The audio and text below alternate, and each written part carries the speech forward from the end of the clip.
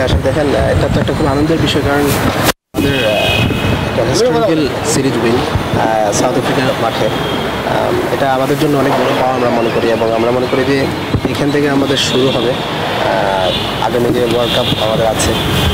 আমরা মনে করি যে এইসব সিরিজ জিতে আমরা যে আত্মবিশ্বাস নিয়ে যাচ্ছি, আমাদের আগামী ওয়ার্ল্ড কাপগুলোতে আমরা ওয়ার্ল্ড কাপ যে ম্যাচগুলো আছে এগুলোতে আমরা আগে দিতে পারবো।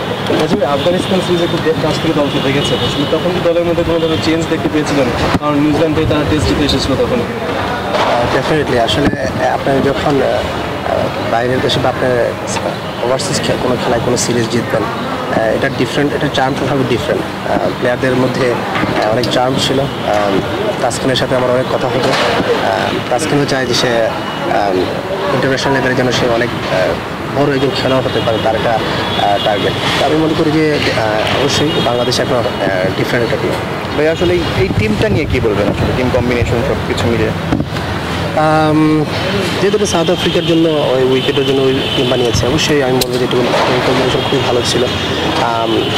বোলিং বলেন, আমাদের ব্যাটিং যে ডেপথ ছিল মাশাআল্লাহ অনেক খুব সুন্দর ছিল।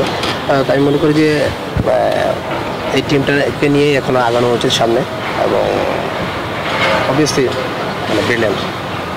ওয়ান ডেটা খুব ভালোভাবে শেষ হওয়ার কারণে টেস্টের প্রত্যাশাটা অনেক বেশি বেড়ে গেল, যে সেটা কি আবার চাপ হয়ে যাবে কিনা প্লেয়ারদের জন্য?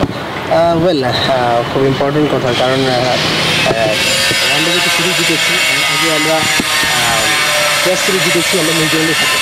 আমাদের মনে হয় যে ওই আত্মবিশ্বাসে আমাদের টেস্ট সিরিজটা অনেক কাজে দিতে হবে। ওয়ানডে যে সিরিজটা খেলেছি আমরা, ওইটাও সিরিজটা আমাদের সামনে কাজে দিবে। আমার মনে হয় যে একটা বিশাল চাপ হবে, কারণ সাউথ আফ্রিকার মাঠে, সাউথ আফ্রিকার হোম গ্রাউন্ড, তাদের চাপ থাকবে বেশি।